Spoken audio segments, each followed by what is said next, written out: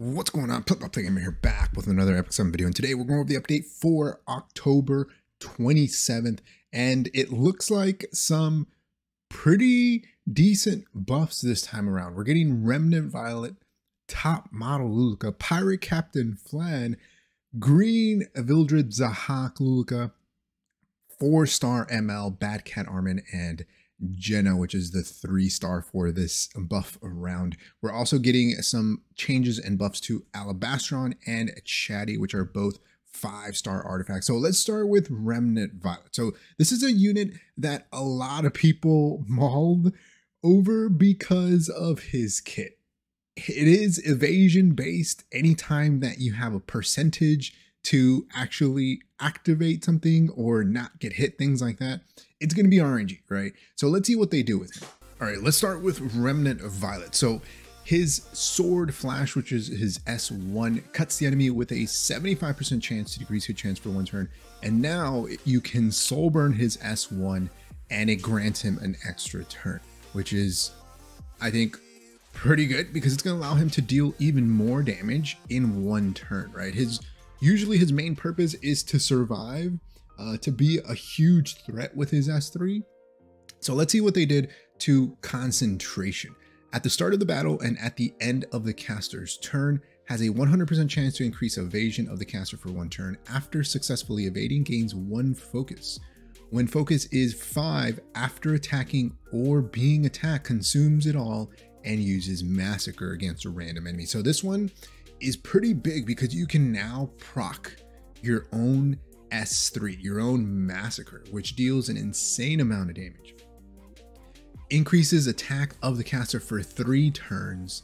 So this one is giving him a bit more of a damage increase, right? Well, it's giving him a damage increase for a longer period of time, right? Instead of 2 turns, which was before, it is now 3 turns. So it's giving him that big threat that you need. So I think he's definitely going to be a unit to be on the lookout for. I mean, to me, anytime I faced him, he always dodged. I know for some people that actually use him, I don't own him, but a lot of people say that he never dodges. You know, he has a lot of issues. I think this is going to make him a bit more viable, right? Because you don't want to ever attack him. You don't want to touch him. But now he can proc his own S3, which is pretty insane. It's going to allow him to deal a lot of damage faster. Top Model Luluca here. Victory pose. Manifest the suit's energy, increasing combat radius of all allies by 20%. So before, she would give a 15% CR push. Now it's a 20% CR push, which, I mean, Top Model Luluca, I think she was always like a cleave unit, right? A fast aggro unit. And I think that just makes her a bit more viable in like an aggro / cleave playstyle, right? As a CR pusher. Her demolish, this was, I believe, her S3, attacks the enemy with dimensional energy before granting the caster stealth for 2 turns. Now, what this does, it increases attack of all allies except for the caster for 2 turns. So she's giving a 20% CR push and an attack buff, right? And they also changed her imprint concentration. So they changed it from attack to critical hit chance. And anytime that you have critical hit chance on an imprint concentration, it's 100% worth. It is big value. And I think that if you do own Top Model Luluca and you're into that aggro playstyle, this is going to make her a lot easier to build and let you build her as an enabler, right? She's giving a CR push to the entire team and then giving them attack buff, which can be pretty huge. Pirate Captain Flan. This is another unit that, you know, she came out, a lot of people were on the fence about her. She ended up being not so great. And everybody said, you know, she's going to get some buffs and she might be kind of broken. Well, let's see. Pirate Captain Flan, her execution attacks the enemy with a gun with a 75% chance to steal 1 buff. So now she has that steal mechanic where she can pretty much steal any buff that they currently have, except I believe like the ones that can't be like vigor and stuff like that, right? Like the ones that can't be removed or dispelled. Scourge of the Sea. This one, it's increasing effectiveness by 50% when attacking, cannot trigger a critical hit. So before, it did make her kit to where she could crit, right?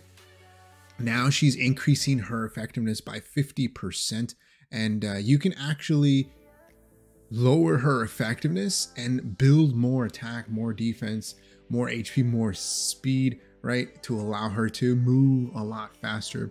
And this, I believe, is her passive. Redirects 30% of the damage suffered by the caster to the foremost ally. When more than one damage sharing effect is granted, only the strongest effect is applied. After using execution, so after using her S1, where she can now steal a buff and detonate the burns and the bombs, when she has a buff, she activates Hunt. Hunt can only be activated once every 2 turns, and it increases combat readiness by 50%. So after she uses her S1, 15% CR push, right? So I think that's pretty cool. I think this will definitely make her a bit more viable, right? That increase in effect, 50% effective. That's a lot of effectiveness. This full burst, which is her S3, now increases the attack of the caster for 3 turns and attacks all enemies with a barrage of cannon fire. This also now decreases combat readiness by 30%. Before it was 25%. So now you're pushing up your team, right? You are gaining an insane amount of effectiveness, having that attack buff for longer, allowing you to deal even more damage with the burns and the bombs. And then now you're stealing their buffs, right? So I think before she seemed like a fun unit. I think now it's going to make her even more fun, right? You're stealing people's buffs, you're pushing up your team, you're blowing them up. I think when she works, she really works. But you know, her weakness is still cleansers, right? So moving on to the 5-star Covenant hero, Vildred. Green Vildred, I don't know, he hasn't seen too much play as of late. The only time I ever see him played is like RTA clean, right? He is a speed imprint, and he has that follow-up, that CR push, and then he does deal a pretty good amount of damage on his S3. But other than that, you really don't see him anywhere else. So let's see what they did with him. So I only see green text. I don't see anything other than just damage dealt increase. So his Dancing Blade increases attack of the caster for 2 turns and activates Dancing Blade when an enemy is defeated by sweep or blade ascent. Dancing Blade attacks all enemies with a sword storm. So this is, I believe, his passive. It's just increasing the damage dealt, and they're increasing the damage dealt for Dancing Blade and Blade Ascent. So I mean, damage dealt increase. We won't know how much, right, until people actually test them, but he's just getting a damage buff. So I think that's fine. I think that's good for a 5-star speed imprint.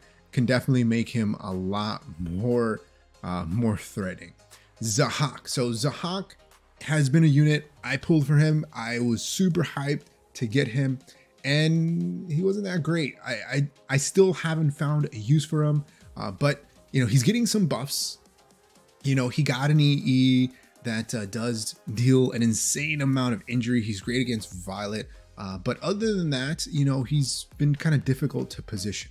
So let's see what they did to him. Elaborate Plan. So before, this is his S2, okay? So it dispels 2 buffs from an ally and the caster before granting a barrier for 2 turns. Increases combat readiness of the caster by 50%. So he would give himself a barrier, cleanse 2 debuffs, and then give himself a CR push, right? So now it dispels 2 debuffs from an ally and the caster before increasing combat readiness of the ally by 15%. Grants an extra turn to the caster. So there you go. There's your extra turns. It's giving a 15% CR push now to the ally by 15%. So before it would give himself a 50% CR push. Now it's increasing the CR of the unit that you cleanse, right? And it's giving him an immediate turn. It's not a 50% CR push. He's immediately going to be able to go after that. His skill enhancement is now to the combat readiness instead of the barrier strength. I think that works really, really well as a support unit, right? It's going to allow him to potentially S3, right? S3, have that invincibility, and then hit you with the S2, potentially cleanse, push up another unit, give himself an extra turn, have 10 souls, and then soul burn his S1 and nuke out another unit. So I think that this puts him in a really good spot to be like a one-shot threat, right? He's CR pushing. He can now give himself attack buff, I believe, with the EE. You can kind of choose what you want now with the EEs. I think it makes all three very, very viable. We'll see which one works with him the best, but I think this puts him in a pretty good spot. Luluca, blue Luluca, she is a PvE monster. If you don't have her, if you've just recently picked her up, give her a shot. She's amazing in PvE. So I'm always down for RGB buffs. Wave of Vengeance, attacks all enemies. This is her S3, okay? With the power of Ruin, with a 100% chance to decrease defense for two turns. This is about time that they do this. She has an 85% chance to decrease defense on her S3 right now. With a buff, she's getting 100% chance. You know, I wish they would have increased her S1 defense break. This would have been a little bit better as well, but I mean, 100% chance to decrease defense, it's very welcome. Bad Cat Armin. So this is another unit that was not great on release. She was not good. Okay, she was not good. She did a lot of things with like injuries and dealing injuries, but she doesn't deal an insane amount of damage, so it's kind of weird. Now she's getting a 45% chance to provoke for 1 turn. Attacks the enemy with a giant shield. This is, I believe, her S3. Provoke, right? You want her to be attacked. She didn't have a provoke before. Now she's getting that provoke, and it makes sense, right? You want her to get hit. After being attacked, has a 50% chance to increase critical hit damage of the foremost ally for 1 turn. So before it was a 40% chance. Now it's a 50% chance. Before, you had to attack her for her to activate that. Now she has that provoke.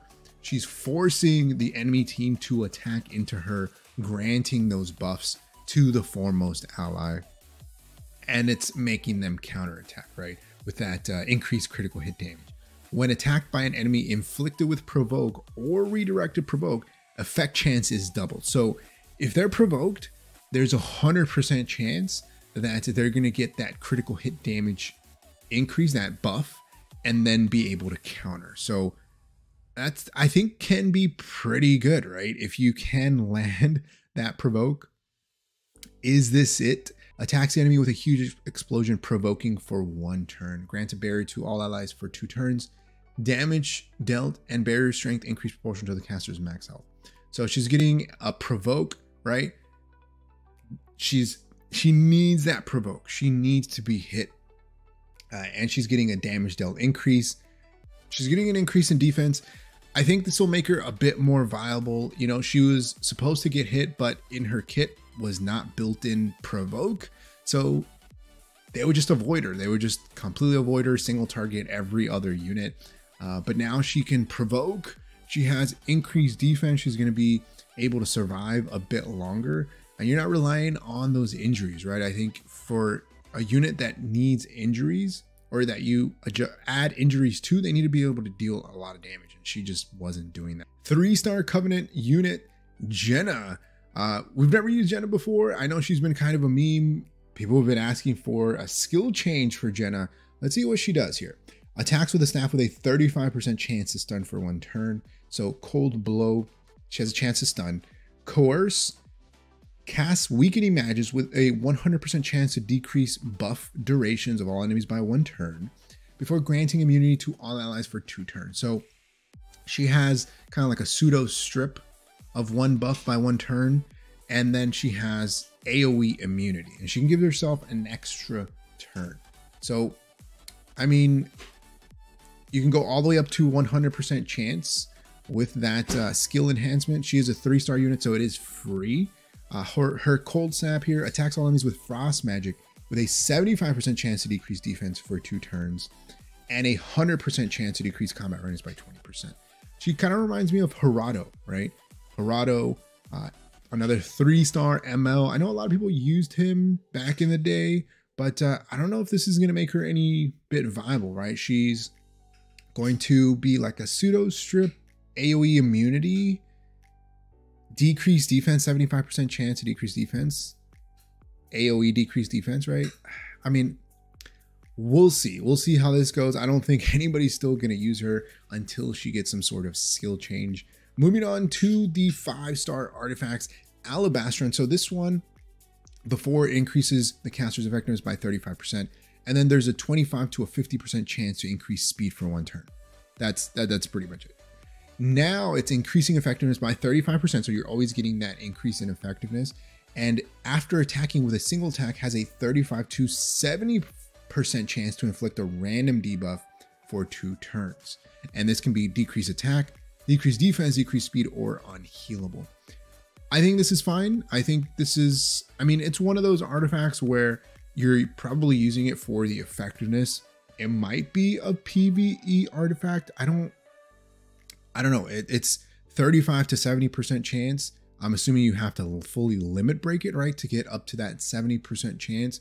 But there is a decreased defense in there, so it can be pretty strong, right? If that's proccing all the time, but you're trying to proc decreased defense out of 4 debuffs. So we know that usually doesn't happen. You'll probably just get like the unhealable or maybe the decreased attack. But Chatty is on the list of buffed artifacts. So let's see. You know, Chatty is an artifact that's been around for quite a bit. If you're curious to know how to pick up Chatty, the only way now is through the Book of Memories. And so you do have to go through that side story to be able to pick it up. But before, you were granted a barrier when your health was 50% or less. So at the moment that you were attacked, you would get a barrier, and then the barrier strength was proportional to your caster's attack. But now, at the start of the battle, grant a barrier for 2 turns. So depending on if it still stacks the same way, if it's still proportional to your attack. So if you get the same barrier at the start of the turn, and then after you get hit and you're 50% or less, this gives you an insane amount of survivability, right? After being attacked, has a 50 to 100% chance to be granted a barrier. So this one, it looks like you're still getting the same effect, except they are increasing the barrier strength, right? And you're getting a barrier for 2 turns. Now this can make Chatty really, really good. I know Sylvan Sage Vivian is a unit that I see Chatty on very often, so this could give her a lot more survivability. But we'll see what kind of barrier strength that at the start of the battle barrier looks like. But for the most part, that's going to be it. Let me know your thoughts. Who are the winners of this balance update? To me, it's looking like Violet and Zahhak are going to be the 2 winners. The 2 husbandos that came out really, really strong out of this. Let me know your thoughts in the comment section below. Like always, if you have enjoyed the video, hit that like button. If you haven't subscribed, hey, think about subscribing. It really helps the channel grow and reach more people like you who like content like this. Like always, thanks for watching. I'll see you next time. Peace.